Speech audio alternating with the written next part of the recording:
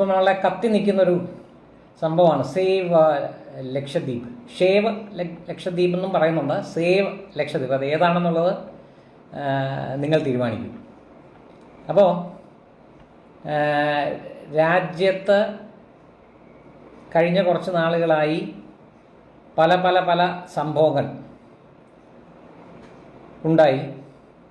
അതിലൊന്നും പ്രതികരിക്കാതെ, അതായത് അവസാനം വന്ന ഒരു ക്രിസ്ത്യാനി സ്ത്രീ, ഹിന്ദു അല്ല പോട്ടെ, സംഘപരിവാറോ ഹിന്ദുവോ ഒന്നും അല്ല പോട്ടെ, ഒരു ക്രിസ്ത്യാനി, ഒരു പാമ്പിടിച്ച വീട്ടമ്മ, ഒരു നഴ്സ്, ഹോം നഴ്സ്, ഇസ്രായേലിൽ മരിച്ചിട്ട് പോലും വാ തുറക്കാത്ത ചില വാര്യൻ കുന്നന്മാർ, പ്രത്യേകിച്ച് സിനിമ രംഗത്തുള്ള ചില യൂസ്ലെസ് ഫെലോസ്, അവരെ ലക്ഷദ്വീപ് വിഷയത്തിൽ ഒരുമിച്ച് പ്രതികരിക്കുന്നു. ഒരുമിച്ച് ഇത് ആലോചിക്കണം, വളരെ വളരെ രസകരമായ സംഭവമാണ്. ഒറ്റ അടിക്കാണ് പ്രതികരണം വരുന്നത്, ഒരുമിച്ചാണ്. രാജപ്പൻ തുടങ്ങിയാൽ ഉടനെ സലീം കുമാർ വരും, ഉടനെ മറ്റേ ഷേവ് ഗാസ, മറ്റേ ഷേവ് പാർട്ടികളെ ഓരോരുത്തരുടെ സിനിമാക്കാരെ കൃത്യമായിട്ട് വരും. ഒരുമിച്ചാണ്, എല്ലാം കൂടെ ഒരുമിച്ചാണ്. ഞാൻ മനസ്സിലാക്കിയത് സിദ്ദിഖ് എന്ന് പറഞ്ഞ ഒരു പുതിയ MLA ഉണ്ട്, നമ്മുടെ ശ്രേയസ് കുമാർ വർഗീയ ധ്രുവീകരണത്തിൽ കൂടെ അയാളെ തോൽപ്പിച്ചു എന്ന് പരസ്യമായി പറഞ്ഞു. അതായത് മുസ്ലിം വർഗീയത കാരണം ആണ് ഞാൻ തോൽപ്പിക്കപ്പെട്ടത് എന്ന് ശ്രേയസ് കുമാർ അവകാശപ്പെട്ട സിദ്ദിഖ്, അദ്ദേഹമാണിത് തുടക്കമിട്ടതെന്നാണ് ഞാൻ മനസ്സിലാക്കിയത്. ചുരുക്കം പറഞ്ഞാൽ എല്ലാവരും ഒരേ കാര്യമാണ് പറയുന്നത്, ഒറ്റ കാര്യം. അപ്പം അതുകൊണ്ടാണ് ഈ ടൂൾ കിറ്റ് എന്ന് പറയുന്നത്. ടൂൾ കിറ്റ് എല്ലാവരും ഒരേ കാര്യം പറയുന്നു. ഈ സിനിമക്കാരുടെ പ്രത്യേകിച്ച് ഫേസ്ബുക്കിൽ എടുത്ത് നോക്കിക്കഴിഞ്ഞാൽ, അവരുടെ പോസ്റ്റുകൾ നോക്കിക്കഴിഞ്ഞാൽ അവിടെ നടക്കുന്ന കാര്യം എന്താണ്, എന്തുകൊണ്ടാണ് അവിടെ പ്രൊട്ടസ്റ്റ് നടക്കുന്നുണ്ട്, യാതൊരു തർക്കവും വേണ്ട. ആ പ്രൊട്ടസ്റ്റ് എന്തുകൊണ്ടാണ് എന്ന് ഇവരാരും മിണ്ടിയിട്ടില്ല. ഇവരെല്ലാം പറഞ്ഞ അവിടുത്തെ ആൾക്കാർ വളരെ പാവമാണ്. അവരുടെ വിശ്വാസങ്ങളും പിന്നെ ആചാരങ്ങളും അവരുടെ പൈതൃകത്വവും മറ്റേതും മറിച്ചതും ഒക്കെ തകർക്കാനായിട്ടുള്ള ശ്രമം, അതിൽ ഞങ്ങൾ പ്രതിഷേധിക്കുന്നു. We stand with Lakshadweep, save Lakshadweep. ഇതാണ് എന്താണ് വിഷയം എന്ന് ഇവരാരും പറയില്ല. അപ്പം ഇപ്പം തന്നെ പബ്ലിക് ഡൊമൈനിൽ കൃത്യമായിട്ട് അവിടുത്തെ വിഷയങ്ങൾ എന്താണ് എന്ന് ഏകദേശം ഒരു ധാരണ കിട്ടിക്കാണും എല്ലാവർക്കും. ഇതിൻ്റെ തട്ടിപ്പ് എന്താണെന്ന് മനസ്സിലാക്കണം. എന്നാൽ ഞാൻ നിസ്സാരമായിട്ട് ജസ്റ്റ് ഒരു വളരെ ഷോർട്ടായിട്ടൊന്ന് എക്സ്പ്ലെയിൻ ചെയ്യാം. അപ്പോൾ ഓൾറെഡി എല്ലാവർക്കും അറിയാവുന്നതാണ്. ഒരുപാട് പേര്, സന്ദീപ ജസ്പതി, പിന്നെ എന്താ പറയുക, നമ്മുടെ ശ്രീജിത്ത് പണിക്കർ, എല്ലാവരും എക്സ്പ്ലെയിൻ ചെയ്തിട്ടുണ്ട്. ഒരുപാട് TV-യിലും എക്സ്പ്ലനേഷൻ വരുന്നുണ്ട്. അപ്പോൾ ജസ്റ്റ് ഇതായിട്ട് പറയാം. ആദ്യമായിട്ട് 1-2 നിയമങ്ങൾ അവിടെ കൊണ്ടുവരുന്നതിന് എതിരായിട്ടാണ് ഈ സേവ് ലക്ഷദ്വീപ്.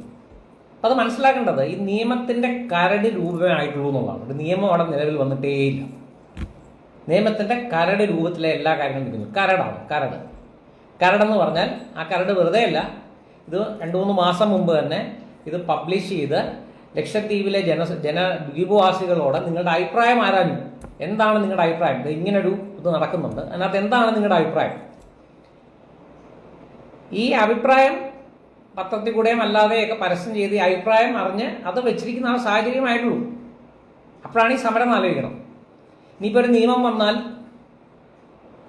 അതിൻ്റെ ജനാധിപത്യപരമായ മാർഗം, എസ്റ്റാബ്ലിഷ്ഡ് പ്രിൻസിപ്പിൾസ് ഓഫ് ലോ, ഭരണഘടന ഉയർത്തിപ്പിടിക്കുന്ന മാർഗം എന്താണ്? കോടതി പോവുക, ചലഞ്ച് ചെയ്യുക എന്നുള്ളതാണ്. അപ്പം ഈ നിയമം വന്നതിന് ശേഷമാണ് അതൊക്കെ വരുന്നത്. ഇത് നിയമം വരുന്നതിന് മുമ്പാണ് ഈ അഭ്യാസം മുഴുവൻ ആലോചിക്കണം. അപ്പം ഏറ്റവും വലിയ തമാശ എന്താണെന്ന് വെച്ചാൽ, ഈ സേവ് ലക്ഷദ്വീപ് എന്ന് പറഞ്ഞ ടൂൾ കിറ്റിൻ്റെ അഭ്യാസം ഇവിടെ കേരളത്തിൽ തുടങ്ങിയതിന് ശേഷമാണ് ഇത് ഇത്ര വ്യാപകമായി ലക്ഷദ്വീപിൽ പോലും ജനം അറിയുന്നതെന്നാണ് എനിക്ക് തോന്നുന്നത്. കാരണം അവിടെ നമ്മൾ മനസ്സിലാക്കി, ഇപ്പം ലക്ഷദ്വീപിൽ പോയി ഇവിടെ ഒരു റിയാക്ഷനും അവിടുന്ന് നാട്ടുകാരെല്ലാം കൂടി ഇളകിയിരിക്കുക, അല്ലെങ്കിൽ ഇതാണ് ഒന്നും ഒരു റിയാക്ഷൻ ആരും ഇതുവരെ നമ്മളെ കാണിച്ചിട്ടില്ല. ഇത് പക്ഷേ ഇത് ഇവിടെ ഇരുന്നുകൊണ്ട് ഈ ജിഹാദികളാണ് ഇതിൻ്റെ പുറകിൽ തള്ളുന്നതാണ് ഏറ്റവും വലിയ. കാരണം വെച്ചാൽ മുസ്ലിം ജനങ്ങളാണ് ഉള്ളത്. പ്രധാനമായിട്ട് പറയുന്ന മുസ്ലിം ജനങ്ങളുള്ള സ്ഥലത്ത് അവരുടെ ഇംഗിതത്തിന് വഴങ്ങാത്ത നിയമങ്ങൾ ചെയ്യുന്നത് അവരുടെ വിശ്വാസങ്ങൾക്കും ആചാരങ്ങൾക്കും എതിരാണ്. ഇതാണ് എൻ്റെ ബേസിക് ക്രക്സ്. ഇതേ വിഷയമാണ് കഴിഞ്ഞ 2 ആഴ്ച മുമ്പ് മദ്രാസ് ഹൈക്കോടതി അല്ലെങ്കിൽ ചെന്നൈ ഹൈക്കോടതി 8 മടക്കി വായിക്കാതെ തള്ളിക്കയറ്റി തിരിച്ച് പറഞ്ഞു വിട്ടത്. അതായത് ഭൂരിപക്ഷം മുസ്ലിം ഭൂരിപക്ഷമുള്ള സ്ഥലത്ത് ഹിന്ദുവിൻ്റെ ഉത്സവം പാടില്ല, അതങ്ങ് കൈ വെച്ചേക്കാൻ പറഞ്ഞു. അപ്പോൾ ജനാധിപത്യം, മൈനോറിറ്റി റൈറ്റ്സ്, മറ്റേത് മറിച്ച് എന്ന് പറയുന്ന ആൾക്കാർ തന്നെയാണ് ഇത് പറയുന്നത്. മുസ്ലിം ഭൂരിപക്ഷമുള്ള സ്ഥലത്ത് അവരുടെ ഇംഗിതത്തിനും കാര്യത്തിനും വഴങ്ങി നിയമം നടപ്പാക്കാൻ പാടുള്ളൂ. അപ്പോൾ അതാണ് ബേസിക്. അപ്പം എന്താണ് ഈ സംഭവം നമുക്ക് നോക്കാം. ഈ പ്രശ്നങ്ങളെല്ലാം വരുന്നത് ലക്ഷദ്വീപ് ഡെവലപ്മെൻറ്റ് അതോറിറ്റി റെഗുലേഷൻ എന്നങ്ങോട്ട് പറഞ്ഞിട്ടൊരു നിയമം. അപ്പം അതിനകത്ത് ഒരുപാട് കാര്യങ്ങൾ പറയുന്നുണ്ട്. അതിനകത്തൊന്ന് ഈ അവിടുത്തെ പഞ്ചായത്തുകൾക്കൊക്കെയുള്ള ചില അവകാശങ്ങൾ എടുത്തു കളഞ്ഞു. അപ്പോൾ ആ പഞ്ചായത്തുകളുടെ അവകാശങ്ങൾ എടുത്തു കളഞ്ഞ ആ അവകാശങ്ങൾ 2012 ഒരു നിയമം വെച്ച പഞ്ചായത്തുകൾക്ക് കൊടുത്തതാണ് ഒരു പരീക്ഷണാർത്ഥം.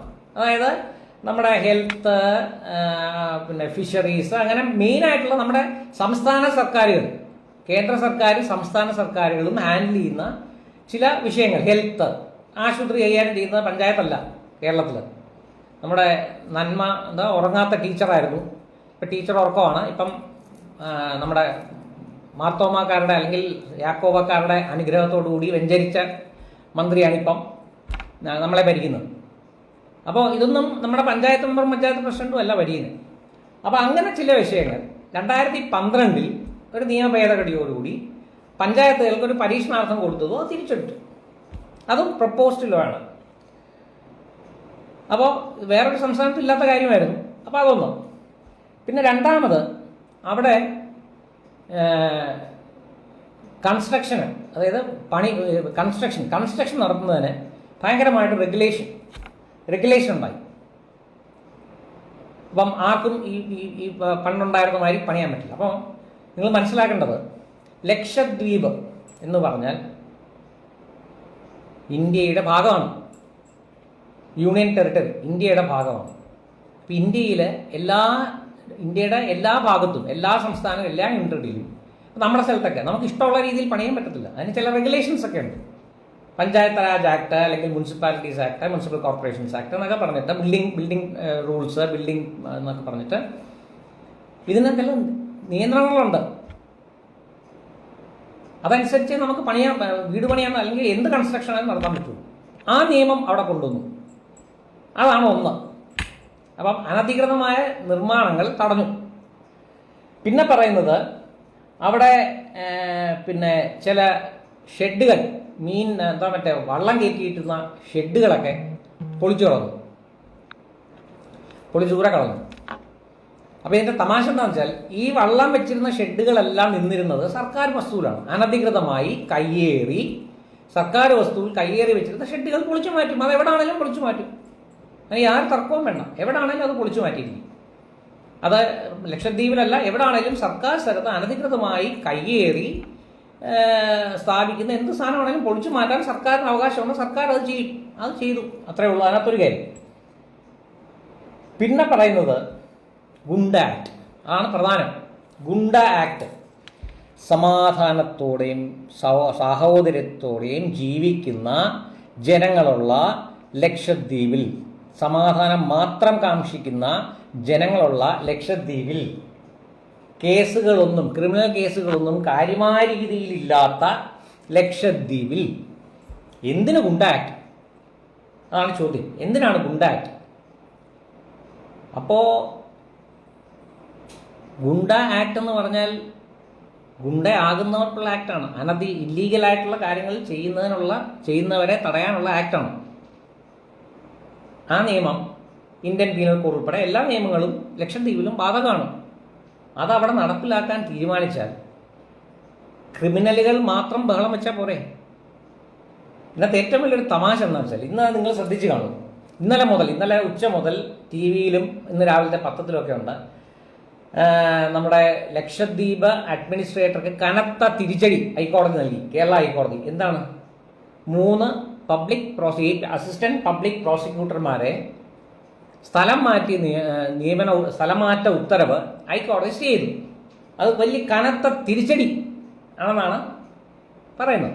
അപ്പോൾ ജസ്റ്റിസ് വിനോദ് ചന്ദ്രൻ അവിടുത്തെ കോടതികളുടെ ചാർജുള്ള ജസ്റ്റിസ് വിനോദ് ചന്ദ്രൻ്റെ ബെഞ്ചാണ് അത് ചെയ്തത്. വിനോദ് ചന്ദ്രൻ പറഞ്ഞു അവിടെ കോടതികളിൽ ഈ APPമാരെ, അസിസ്റ്റന്റ് പബ്ലിക് പ്രോസിക്യൂട്ടർമാരെ മാറ്റിയത് കാരണം കോടതികളിൽ വർക്ക് നടക്കുന്നില്ല, ട്രയലുകൾ നടക്കുന്നില്ല, വിസ്താരങ്ങൾ നടക്കുന്നില്ല, വിചാരണകൾ നടക്കുന്നില്ല. കോടതികളെല്ലാം കഴിഞ്ഞ ഒരു മാസമായിട്ട് അവിടെ സ്റ്റക്കായി നിൽക്കുകയാണ്. അതുകൊണ്ടാണ് അദ്ദേഹം സ്റ്റേ ചെയ്തത്. അപ്പോൾ നമ്മൾ ആലോചിക്കണം, അവിടെ 3 കോടതികളുണ്ട്. ഒന്ന് മജിസ്ട്രേറ്റ് കോടതി, 2 CJM കോടതി, സെഷൻസ് കോടതി. അതായത് ഈ ഇതിൻ്റെ ജൂറിസ്ഡിക്ഷനിൽ, ഇതിൻ്റെ ഈ ടെറിട്ടോറിയൽ ജൂറിസ്ഡിക്ഷൻ വെച്ച് 3 കോടതി, ക്രിമിനൽ കോടതികളാണ് 3 കോടതി. അപ്പം സമാധാന കാംക്ഷികളായി അവിടെ കേസുകളേ ഇല്ല എന്ന് പറഞ്ഞുകൊണ്ടിരിക്കുന്ന സ്ഥലത്ത് ഈ തിരിച്ചടി, ഹൈക്കോടതി കൊടുത്ത തിരിച്ചടി എന്തിനായിരുന്നു? അവിടെ കേസുകൾ, ക്രിമിനൽ കേസുകൾ നടത്തുന്നത് തടസ്സപ്പെടുന്നു, ക്രിമിനൽ കേസുകളുടെ വിചാരണ തടസ്സപ്പെടുന്നു. അപ്പം അവിടുത്തെ സമാധാന കാംക്ഷികൾ എന്നുള്ളത് ഈ ഇരട്ടത്താപ്പ് വളരെ വ്യക്തമാണ്. പിന്നെ പ്രധാന പ്രശ്നം പിന്നെ പറയുന്നത് എന്താ, നമ്മുടെ ബേപ്പൂരിനെ തകർക്കാനായിട്ട്, ബേപ്പൂർ പോർട്ടിനെ തകർത്തിട്ട് BJP ഭരിക്കുന്ന കർണാടകത്തിലെ മംഗലാപുരം പോർട്ടിനെ ആശ്രയിക്കാൻ തീരുമാനിച്ചു. അതാണ് വ്യാപകമായിട്ടുള്ള വേറെ സംഭവം. അത് അവരുടെ അവിടുത്തെ ആ MP തന്നെ, അത് പ്രതിപക്ഷക്കാരനെയാണ് കൊടുത്തത് MP, അയാൾ വന്നിട്ട് കൃത്യമായിട്ട് പറഞ്ഞിട്ടുണ്ട്, ഇത് ഇയാൾ ഈ പ്രഫുൽ എന്താ എന്ന് പറഞ്ഞ ഇപ്പോഴത്തെ അഡ്മിനിസ്ട്രേറ്റർ വരുന്നതിന് മുമ്പ് തന്നെ ബേപ്പൂരിലെ ബുദ്ധിമുട്ടുകൾ, ബേപ്പൂരിൽ ഇൻസഫിഷ്യൻറ്റ് ഇൻഫ്രാസ്ട്രക്ചർ ഉള്ളത് കാരണം വേറൊരു പോർട്ട് വേണമെന്ന് നാളുകളായി ചർച്ച നടത്തി. അങ്ങനെയാണ് മംഗലാപുരം പോർട്ടിലേക്ക് പല കാര്യങ്ങളും മംഗലാപുരം പോർട്ടിൽ നിന്ന് തന്നെയാണ് വരുന്നത് ഇപ്പോഴും. അപ്പോൾ അതുകൊണ്ട് അതിനകത്ത് കടമ്പില്ല എന്നുള്ളത് ഈ MP തന്നെ വന്ന് പറഞ്ഞിട്ടുണ്ട്. അത് മാത്രമല്ല, ഈ ബേപ്പൂർ പോർട്ടിന് വേണ്ടി ഇവിടെ കിടന്ന് നിലവിളിക്കുന്ന കേരളത്തിലെ പ്രബുദ്ധ മലയാളി ഒന്ന് ആലോചിക്കണം. ലക്ഷദ്വീപിലേക്ക് കൊണ്ടുപോകുന്ന സകല സാധനങ്ങളും, അതായത് ഉപ്പ് തൊട്ട് കർപ്പൂരം വരെ ഇവിടുന്നാണ് പോകുന്നത്. ഈ കൂടെ ഒറ്റ സാധനം കേരളത്തിൽ ഉണ്ടാക്കുന്നതല്ല. കേരളത്തിലാകെ ഉള്ളത് എന്തോ? തേങ്ങ. അതവിടെ ധാരാളമുണ്ട്. അപ്പം ഇത് വെളിയിൽ നിന്ന് ഇവിടെ കൊണ്ടുവന്ന് ഇവിടുന്ന് കയറ്റി അയക്കുന്നതിനെ പറ്റി തർക്കം. ഇവിടെ ഒരു ചുക്കും ഉണ്ടാക്കുന്നില്ല, കേരളത്തിലൊരു ചുക്കും ഇല്ല. എന്നിട്ടാണ് ഈ ബേപ്പൂർ പോർട്ട് എന്ന് പറഞ്ഞാൽ ഈ തള്ളുന്നത്. അപ്പോൾ അതങ്ങനെ പോയി, അതവിടെ നിന്നു. പിന്നെ പറയുന്നത് ബീഫ് നിരോധനം. ബീഫ് നിരോധനം ഭയങ്കര സംഭവമാണ്. ഈ ബീഫ് നിരോധനം എന്ന് പറയുന്നത്, ഒന്നാമത് ബീഫ് നിരോധനം എന്നുള്ളതല്ല, അവിടെ പ്രശ്നം പ്രധാനമായിട്ട് വന്നിരിക്കുന്നതെന്തോ മിഡ് ഡേ മീലുണ്ടോ കുഞ്ഞുങ്ങൾക്ക് കൊടുക്കുന്ന മിഡ് ഡേ മീലിൽ മാംസാഹാരം ഒഴിവാക്കി. അതെന്തോ അവരെന്താണ്ടോ അവിടുന്ന് നമ്മുടെ സജഷൻ അങ്ങോട്ട് വന്നു, കുട്ടികളൊക്കെ ഉറങ്ങുന്നോ എന്നങ്ങോട്ടൊക്കെ പറഞ്ഞിട്ട് ഞാൻ ഓൺലൈനിൽ വായിച്ചതാണ്, അത്ര എനിക്കറിയത്തുള്ളൂ. അതാണ് എൻ്റെ സംഭവം. ഇനി ബീഫ് നിരോധനം ഇപ്പോൾ ഒരു ആക്ട് പ്രപ്പോസ്ഡ്, ഈ ഇതിൻ്റെ ആക്ട് വന്നിട്ടുണ്ട്, പ്രപ്പോസലിലുണ്ട്. അതായത് ഈ പശു, കാള തുടങ്ങിയവരെ അവിടെ കിട്ടാൻ പാടില്ല. നിങ്ങൾ മനസ്സിലാക്കേണ്ട കാര്യം, ഞാൻ നേരത്തെ പറഞ്ഞ മാതിരി ലക്ഷദ്വീപ് എന്ന് പറഞ്ഞാൽ പാകിസ്ഥാൻ്റെ ഭാഗമല്ല, ഇത് ഇന്ത്യയുടെ ഭാഗമാണ്. ഇന്ത്യയിൽ ഭരണഘടനയുണ്ട്. ഈ ഭരണഘടനയിൽ എഴുതി വെച്ചിട്ടുണ്ട് ഇതിന് നിയമം പാസ്സാക്കണമെന്ന്.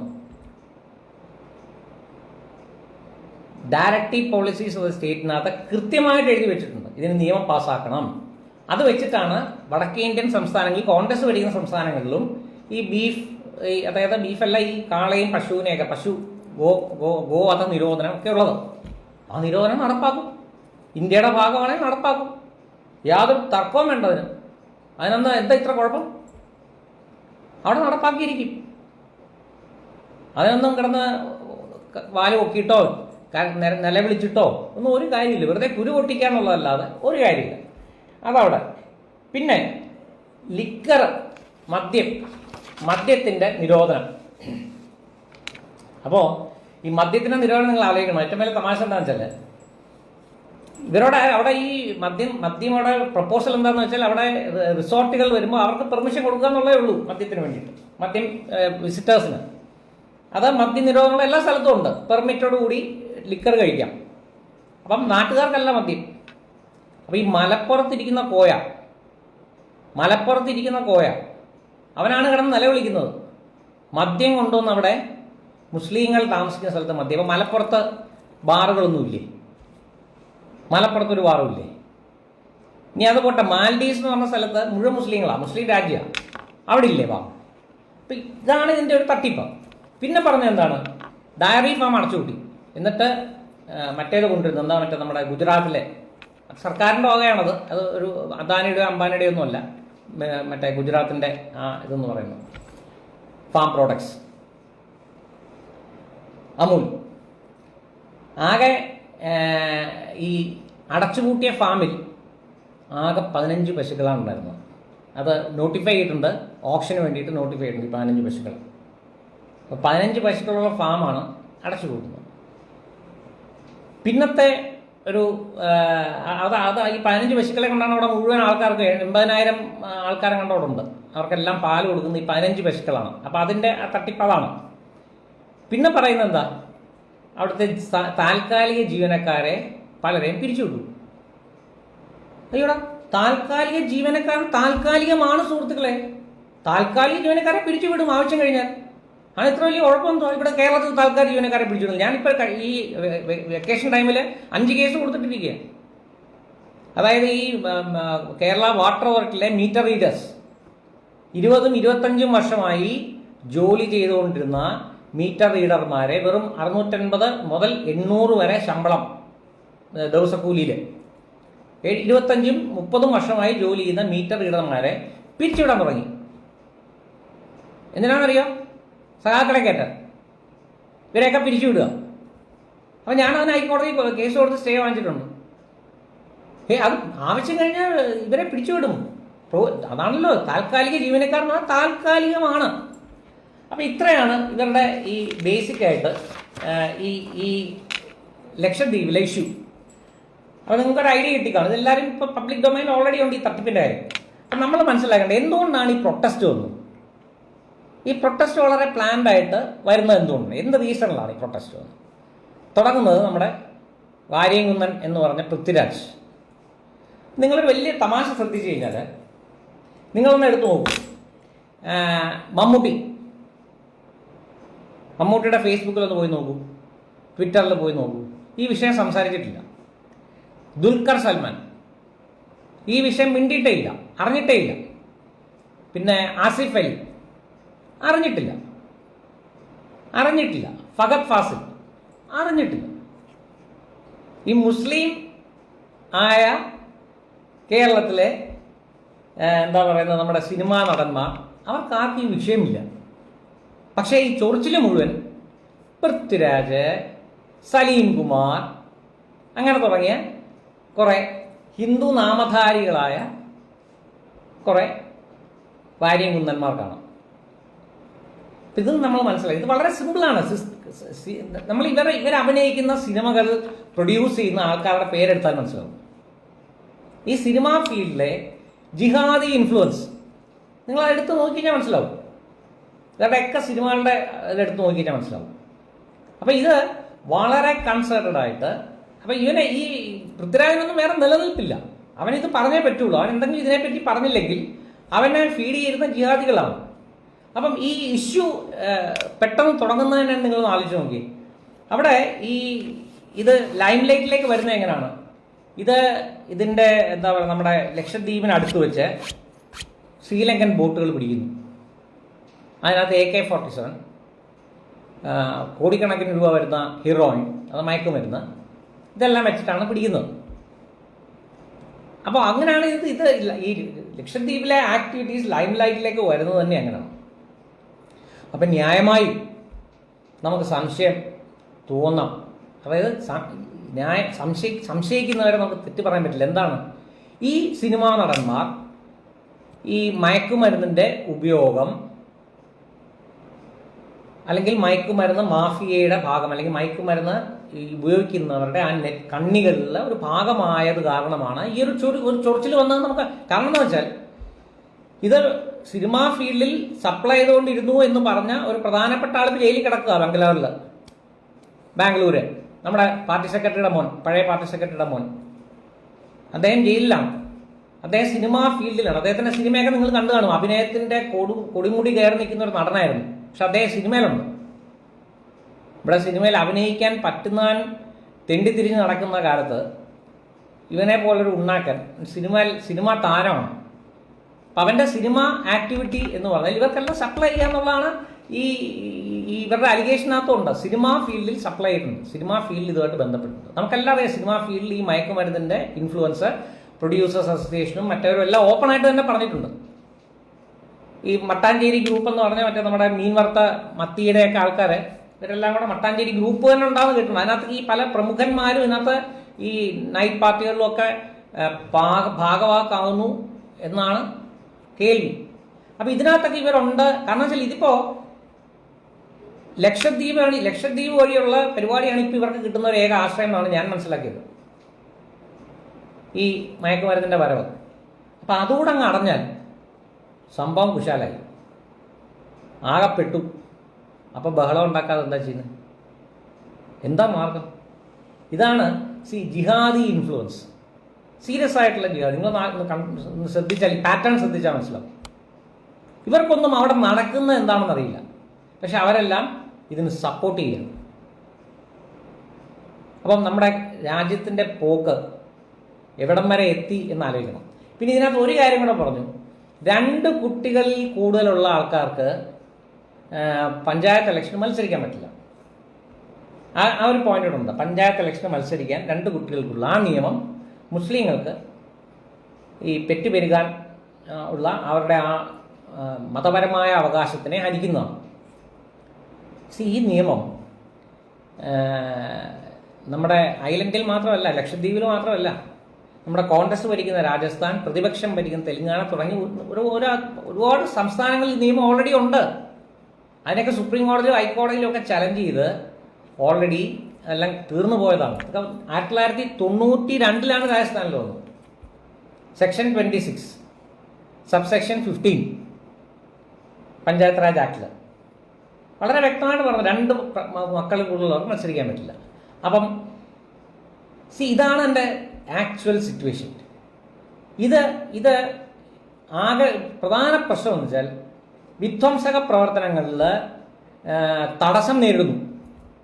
ആ തടസ്സം നേരിടുമ്പോൾ സേവ് എന്ന് പറഞ്ഞൊരു വാക്കും വെച്ചിട്ട് ഈ ജിഹാദികളെല്ലാം ഇറങ്ങുകയാണ്.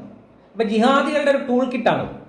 ആ ജിഹാദികളുടെ ടൂൾ കിറ്റിൽ അവരെ പാവയായിട്ട് വെച്ചിരിക്കുന്ന പിന്നെ പൃഥ്വിരാജ് തുടങ്ങി സകലമാന സിനിമാക്കാർ, ഒരൊറ്റ മുസ്ലിം സിനിമാക്കാർ ഈ പേരിൽ വന്നിട്ടില്ല.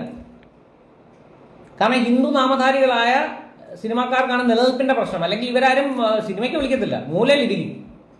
സുരേഷ് ഗോപിക്കിട്ട് പണിഞ്ഞത് നമ്മളെല്ലാം കണ്ടതാണ്, ദിലീപിനിട്ട് പണിഞ്ഞത് നമ്മളെല്ലാം കണ്ടതാണ്. മോഹൻലാലിനെ തൊടാതിരിക്കുന്ന മോഹൻലാലിന്റെ സ്റ്റേച്ചർ കൊണ്ട് മാത്രമാണ്.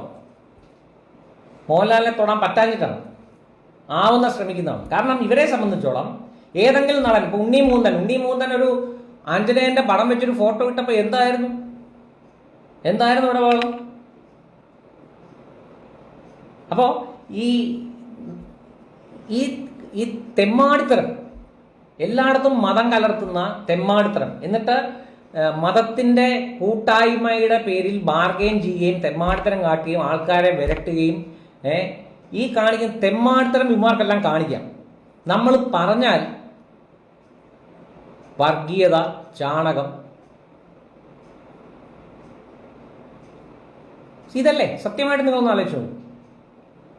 ഇവർക്ക് എന്ത് തെമ്മാടിത്തരം കാണിക്കാം, ആർക്കെതിരെ എന്തും പറയാം.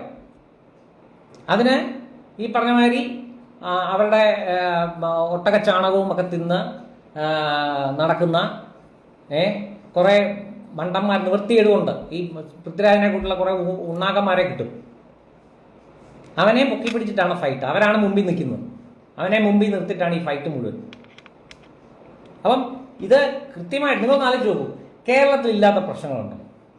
സദ്ദാം ഹുസൈൻ, ഒരു സദ്ദാം ഹുസൈൻ എന്ന് പറഞ്ഞ ഒരു ജിഹാദി തെണ്ടി, അവൻ അവിടെ കണ്ട കിടന്ന് അവനെ ആരുടെ തൂക്കി കൊന്നപ്പോൾ ഇവിടെ ഹർത്താൽ നടത്തിയ സ്ഥലമാണ് കേരളം.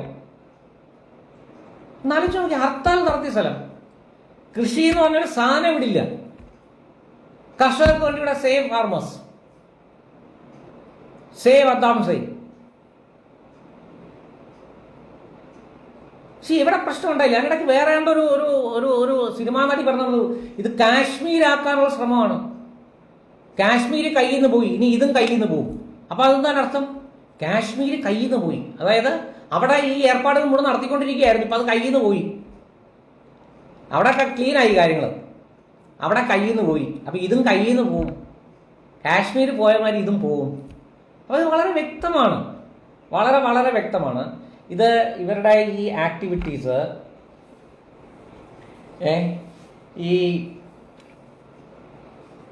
ഈ ആക്ടിവിറ്റീസ് വളരെ വളരെ വളരെ പ്ലാൻഡായിട്ട് ഇസ്ലാമൈസേഷൻ്റെ ഒരു ഭാഗം തന്നെയാണ്.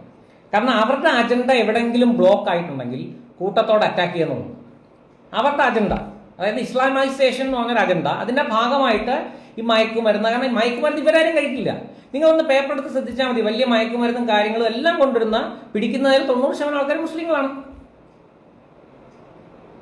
ഇവരുടെ പരിപാടി എന്ന് പറഞ്ഞാൽ ഇത് മയക്കുമരുന്ന് സമൂഹത്തിൽ വ്യാപിപ്പിച്ചിട്ട്, ഈ ജിഹാദികളുടെ സമൂഹത്തിൽ വ്യാപിപ്പിച്ചിട്ട് പ്രശ്നം ഉണ്ടാക്കുക എന്നുള്ളത് തന്നെയാണ്. വളരെ വ്യക്തമായ അജണ്ടയോട് കൂടി അവർ വർക്ക് ചെയ്യുന്നത്.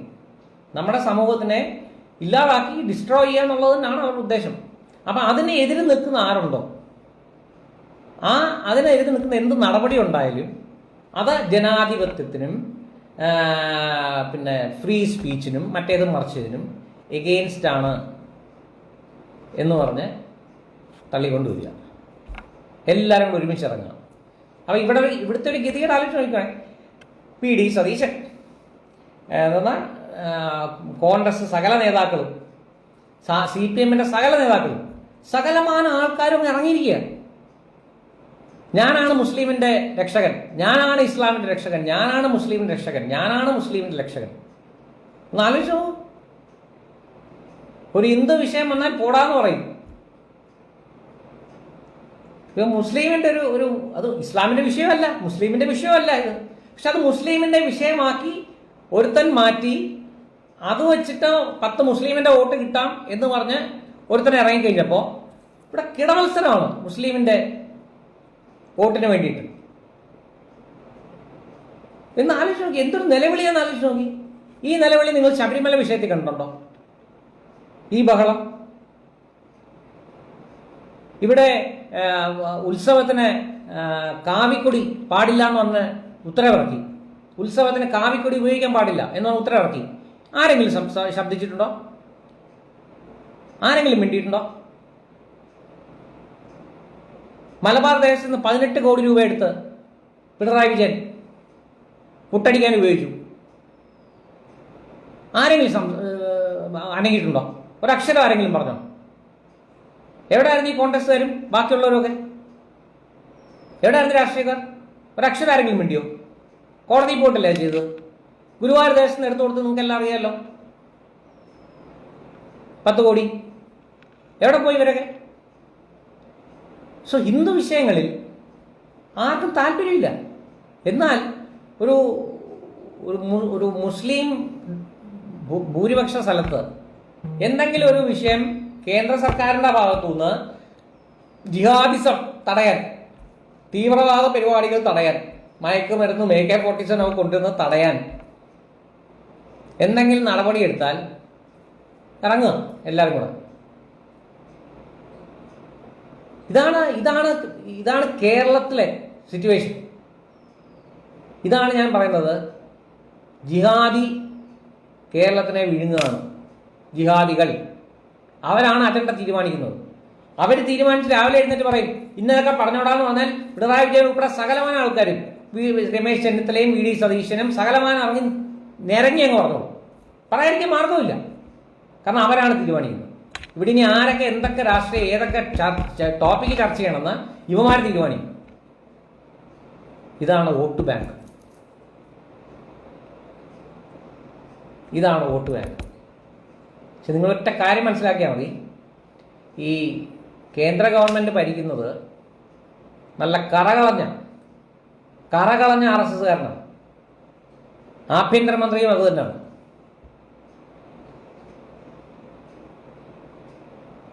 കുറെ ചാവാലിപ്പട്ടികൾ കുറച്ചാൽ ആനയ്ക്കൊന്നുമില്ല. നിങ്ങൾ ചന്ദ്രനെ നോക്കിയാണ് കുറയ്ക്കുന്നതെന്ന് ആലോചിച്ചാൽ മതി. നിങ്ങളുടെ ഓരോ ഏർപ്പാടുകളും ഇന്ത്യ രാജ്യത്ത് നടക്കാൻ പോകുന്നില്ല. അത് നിങ്ങളങ്ങ് മനസ്സിലാക്കുന്നത് നന്നായിരിക്കും. എത്രയും പെട്ടെന്ന് മനസ്സിലാക്കിയാൽ അത്രയും നിങ്ങൾക്ക് നല്ലത്.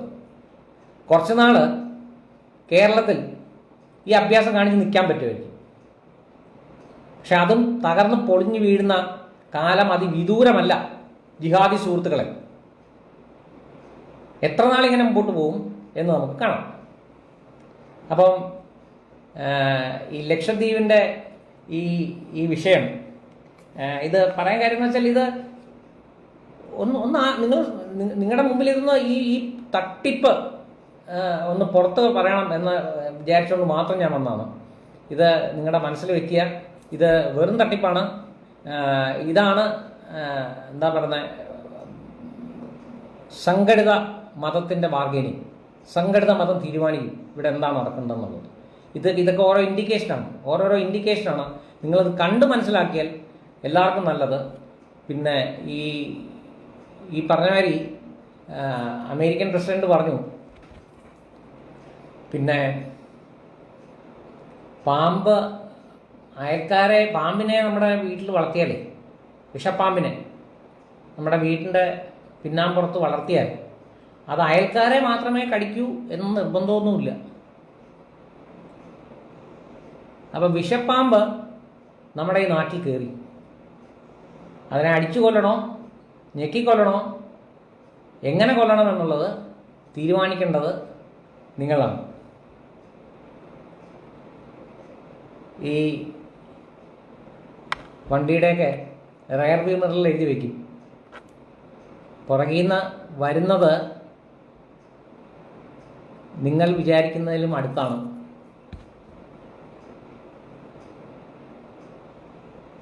എനിക്കത്രേ പറയാനുള്ളൂ. എന്നെ ശ്രവിച്ച എല്ലാവർക്കും നന്ദി. എല്ലാവരും നമ്മുടെ പിണറായി വിജയനും മന്ത്രിമാരും ഒന്നും പ്രോട്ടോക്കോളൊന്നും പാലിക്കുന്നത് നമ്മുടെ ആവശ്യമാണ്. കോവിഡ് പ്രോട്ടോക്കോളൊക്കെ പാലിക്കുക. എല്ലാവരും സേഫായിട്ടും സുരക്ഷിതമായിട്ടും ഇരിക്കുക. എല്ലാവർക്കും നന്ദി, നമസ്കാരം.